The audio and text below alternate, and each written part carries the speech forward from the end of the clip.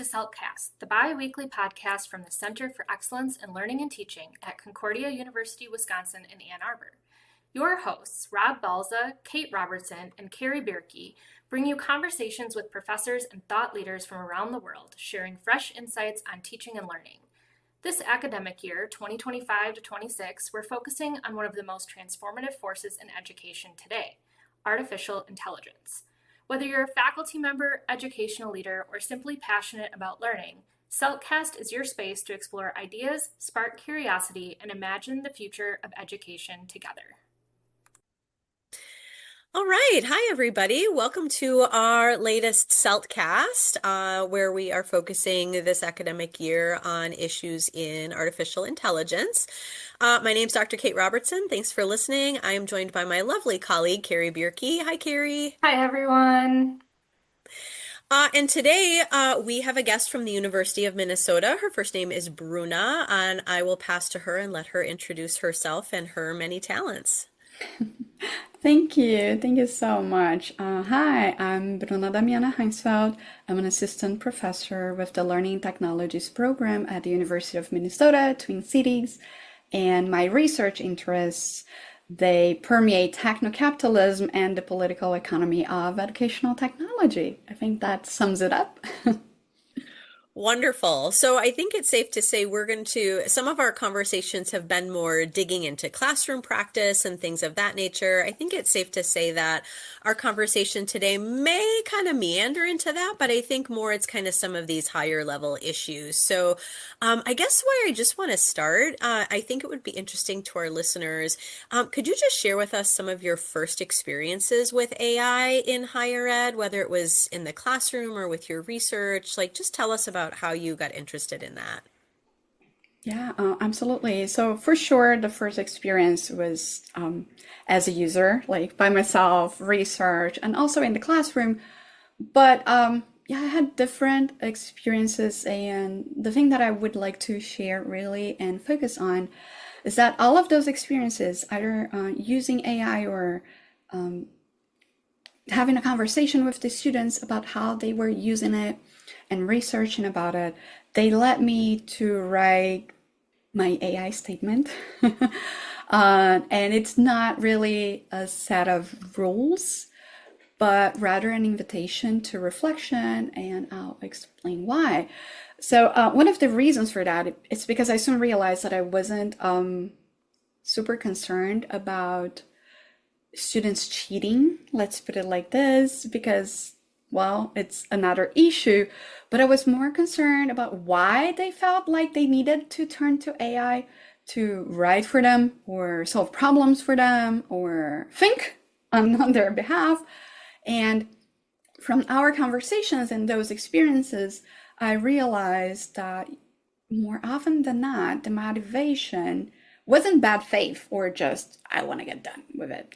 It was more insecurity or fear of not sounding academic enough, a pressure to perform, or even depending on the community, past experiences of not having their voices valued in that educational academic space as intellectuals. So for students who have been marginalized or silenced in the past, I realized that AI can feel like a shortcut to being legitimized. But a shortcut not in that cheating sense, but a way of them to achieve that legitimacy and being legitimated by that, because AI, Gen AI specifically, produces a language that sounds confident and sounds acceptable. So anyway, in that statement, what I do with the students is to emphasize that their voice is unique and valuable, and that my classroom is supposed to be a safe space. It is a safe space where they should share their ideas, their perspectives.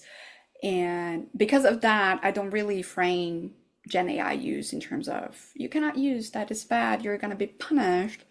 But I raise awareness about what is at stake and what are they actually allowing when they allow an algorithm to speak in their place. and that they might be giving away opportunities to, well, practice thinking, questioning, developing that voice, that it's like human agency and all. So instead of me drawing the line, I sort of asked them to draw the line. Like, what kind of thinker do you want to be? And how much do you want Gen AI to be a part of that? Something in that sense. I love that. And I'm going to repeat what you said just for our listeners, the idea of allowing Gen AI to speak on your behalf and, in a sense, maybe take away your voice. Like that is just Yeah. such an interesting point that I hope we can get across to our students. I love that. Yeah, and our next question, I mean, you kind of touched upon it already, so maybe you could expand on it a little bit in terms of, I don't know if strategy is the right word, but to make it more applicable for our faculty. So Kate and I both read an article from Business Insider that you were quoted in. It was called "Universities Risk Becoming Passive Arms of Silicon Valley If They Don't Question How AI Shapes Truth." And so it discusses some of your concerns, like you were just talking about, surrounding the adoption of AI and Gen AI tools as kind of the arbiter of knowledge and academic value. So how should we really be thinking about this? I know you kind of touched upon like an individual classroom level, but even at an institutional level too. Like, how do we approach that as faculty, as instructors, as we're helping guide students through, I mean, it's not exactly brand new. AI has been around, but it's definitely kind of exploded in the last few months, couple years. Yeah, so both institutional and classroom. So, Hmm. okay. So institutional level, the core issue, again, what I believe is the core issue is that AI or Gen AI, but all AI systems, Hmm. we as institutions, we are allowing them to quietly or not so quietly redefine some aspects of education. So when we use AI systems to evaluate quality, for example, or give feedback, grade, and this includes like analytics systems that they've been there forever, like for many years now, they are standing in for academic judgment, right? So something that should be contextual and deeply human, we are sort of delegating it to a system. And the discussions that I've been having with people, they are more about slowing down a little bit and trying to understand those values. So what kind of values are embedded into the practice with AI? And we usually see efficiency, scalability, standardized feedback. And those are not neutral. They are not neutral goals. And they never were. So historically, they do reflect market logics, and they come from the industry, and not usually, they not always align with educational purposes. That's a good And the point. problem, right? So the problem is not using AI per se. It's that if institutional adoption happens primarily to signal or sell that the institution is AI ready, where is education in that? So where is the educational reasoning? And this is, of course, not new. So as part of my research as well, I've been studying the history of educational technology through the techno-capitalist and politics of that. And historically, we've seen the same pattern. So educational technology adoption has been largely top-down throughout the history, in an attempt to leverage whatever was going on in the industry in terms of technological development and adapt that to fit into education, and not the other way around. Like, not a demand that started bottom up from students' complaints and necessities, educators' complaints and necessities. And we see the same thing today, and it's often framed as a response to those external forces, the needs, like we need to do that. And yeah, so the problem is that we are not really thinking about the educational issues. And because we are not thinking about them historically, we're not fixing them.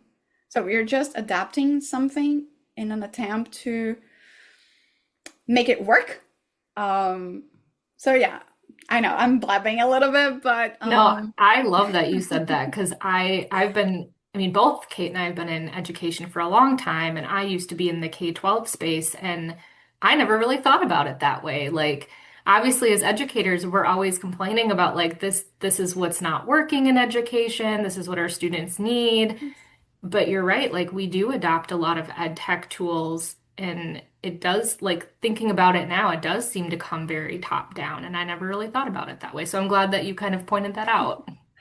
yeah, so you mentioned like we all are reflecting about our practice, like either K to 12 or higher education. Do that exercise, do they match like those solutions that are being implemented? And even during the pandemic, that happened a lot, like the remote learning in that emergency capacity.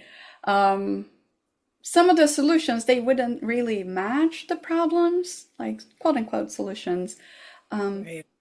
And what we see is that right now with AI, this is something that I've been observing, it's a lot of pressure coming from the industry. So we are being bombarded with like different AI systems, and they talk about ranking, and there's also funding logics. We've seen a major shift in funding agencies, topics, categories, interests in general, and they permeate AI, even like in education.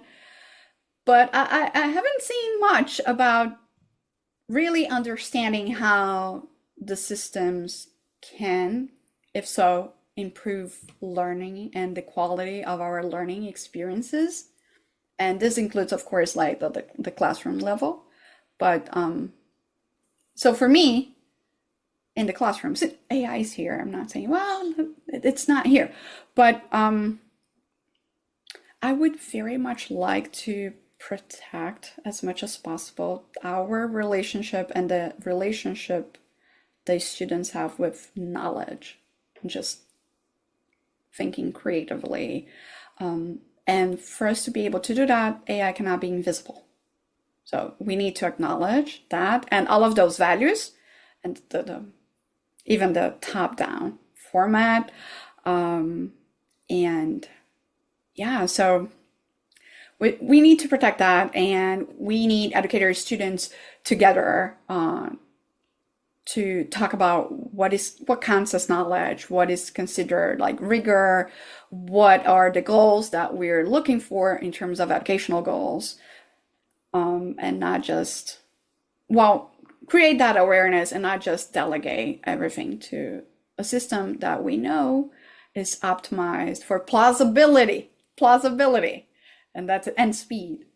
That's it. Like we use AI to save 10 minutes writing an email.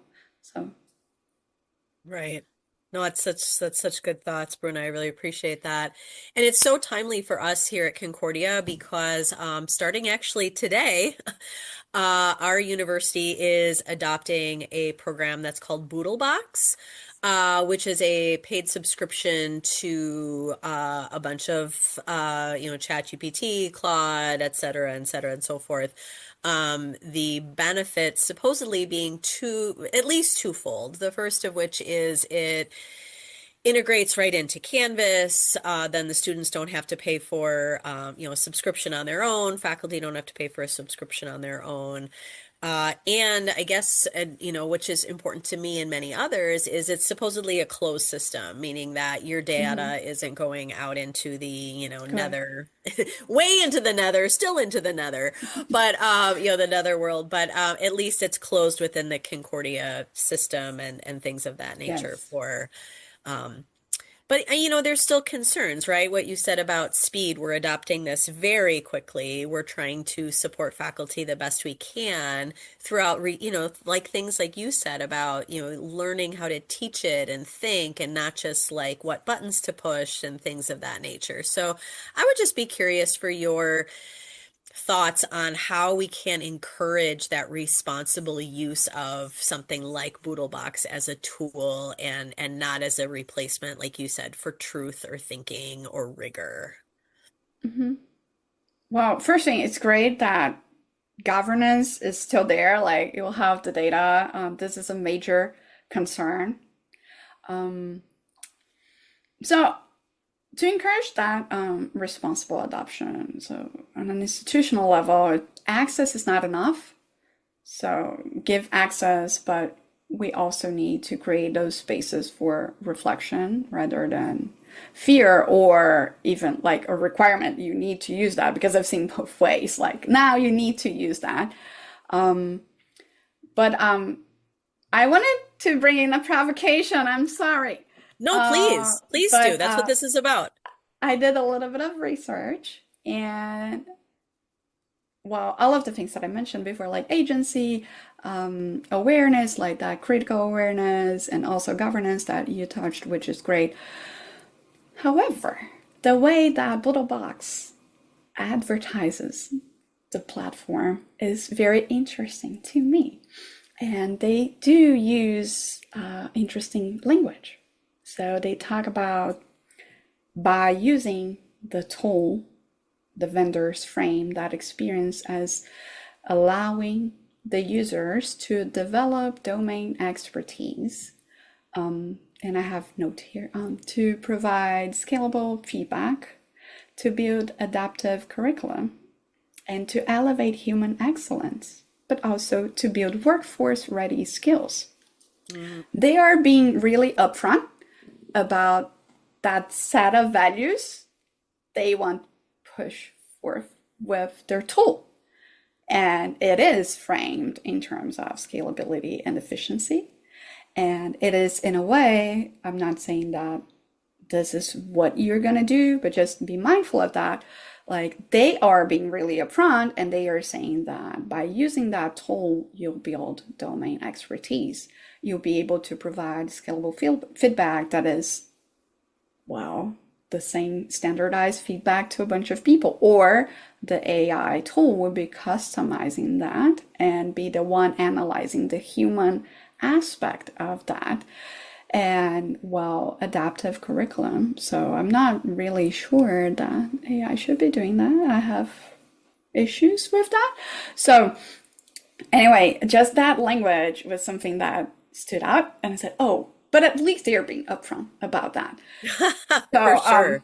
yeah, this is something, right? Other people, other vendors, different platforms will say, well, we're making learning accessible to everybody everywhere, and other extreme case formulations like that. So those values, I'm sorry, but like those values, they're not wrong per se. I mean, we know that we are supposed to prepare our students in terms of workforce skills. It's part of that, but I'm not sure if that should be the ultimate goal. Like we will prepare them as fast and quick as possible, and that's it. Because again, those values, they are partial. So as long as the institution reflects about that and is aware and trying to find ways of making the students also aware about those values and different ways to use that. So we can use AI for different assignments. I brainstorm with AI, but I'm now aware. So I'm now aware that it hallucinates, that great word, like hallucinates, and that it is, so a good portion of those models, they are set in a way that promotes confirmation bias. So they will make the student think that what they're doing is great, or trying to make things fit. And sometimes the student, they really don't know what they don't know. So Right. we need to be mindful of that. Uh, Once I mentioned to someone like, we learned how to use a calculator after we learned math.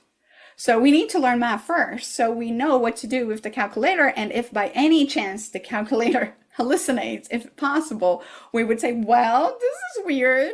This is a weird Right. thing happening here. So I think promoting those in classroom or even promoting those as a value within a particular course and engaging these students in that way would be something that we should be looking for. Openly discussing all of that and keeping our agency as much as possible. So, Definitely. I Yeah. like that you bring that up, Bruna, too. Like AI is a tool. We have lots of tools in our toolbox, but yes, it's how are you using them, discerning? As you said, like we should have that kind of critical lens on when we're using these tools, and students don't always come fully prepared with that. And so as, instructors, like that's kind of part of maybe our responsibility is helping them slow down and critically analyze and question even what outputs AI is giving us. But exactly. if used strategically and ethically, like it can be something that's useful too. So I like that you kind of addressed some of those things. One of the activities that I've discussed before, I haven't done it myself with my students, but I know people uh, who implemented that was to ask students to write the best possible paper using only AI. Like you are not going to write anything. You just prompt and keep asking the Gen AI to correct that. You read, you evaluate, take a look at the rubrics. See, is it the best possible paper? And it's really interesting when the students are positioned in that place of they are supposed to review whatever data set they are inputting there, like a text or the readings from the course. And they are supposed to evaluate that and make sure that they are not writing a single line. It's just AI. So that might be interesting. Well, just to wrap up today, Bruna, this has been so interesting, but I'd really like you to share, if you can, what has surprised you the most about AI as you've worked with it? And I mean, how do you think that if you had a crystal ball, how do you think this is going to keep playing out in the future? Um, Well, I think not really surprised, but I was really curious about people not understanding that how it really works in the sense that it doesn't really generate new ideas and new content, that large language models are trained based on data, and if that data is biased, whichever output will be biased as well because Right. it's not human. And I've been working with those metaphors in like research related, like metaphors that transform or treat AI as a human entity or with human entity abilities, such as hallucinating, because it doesn't really hallucinate. It's something else. It's just plain wrong. It's not a hallucination. But one thing that, again, not really surprised me, but kind of made me hurt was how fast we accepted that idea of AI is now a necessity. We need to adopt it to survive. So we are first adopting it and then thinking about it. And we've done it in the past as well with other educational technologies. But because of that, I thought we would be better prepared now. um, yeah, that was one thing that I was like, oh, again, we're gonna think about that afterwards. But thinking about the future, and this is not 100% like crystal ball thing, but it is already a movement in other sectors that people have been discussing this past month or so. Is some intellectuals are talking about that, even like influencers, Okay. is that AI is becoming, it's being framed as a cheap solution by some brands. Uh, Something that is positioned as good enough for people who don't really have access to a better thing. So in education, that would be that don't have time, for mentorship, that don't have money to invest on what would be a human intensive education. But that in the other sectors, for example, like Porsche, the car brand, is saying in their advertisements, it's a luxury car brand, and it is saying that they are proudly not using AI in any part of their creative process. In advertising, in brand storytelling, they do not use AI, and they are selling that. So the fact that they've been doing that, it reminded me of other things that were sort of rebranded as premium in the past, like organic food or hand crafted goods like sure. artisan materials, and to some sense, small sized classroom and education, because we do have different schools. So I was thinking about, again, it's a little bit of crystal ball, but a little bit not, if this movement will end up transforming what like an AI centered or an AI powered education into something lesser than, and the elite will be the one accessing the human intensive output of whatever it is, such as we've been seeing in different segments in different industries. So, and because of that, we might end up replicating the divide and amplifying the divide instead of, well, solving it if we can solve. But yeah, I think that would be something that I would pay attention to, and those movements. So what are the brands that are like luxury brands that are proudly saying that there's no AI in their process, and see how the educational business also talks about that from now on, because I think this will be something. Yeah. That's so fascinating. What an interesting thing to think about. Well, Dr. Bruna Damiana Heinsfeld, thank you so much for your time and expertise. Just such an engaging conversation, and I know our faculty will really value your expertise and sharing with us today. Thank you. Thank you so much for your time and for putting up with me and my ideas. It was Oh, we enjoyed the delightful. conversation. So I much. appreciate it. Bye. Bye-bye. Thank you for listening to CELT-cast, brought to you by the Center for Excellence in Learning and Teaching at Concordia University, Wisconsin in Ann Arbor. We hope today's conversation gave you something valuable to take away, whether a new idea to apply in your teaching practice or simply a perspective to consider further. Be sure to subscribe so you never miss an episode. You can find us on Amazon Music, Apple Podcasts, Spotify, and YouTube. Production for this episode was done by Ashley Curtin. Until next time, thank you for joining us, and keep teaching faithfully.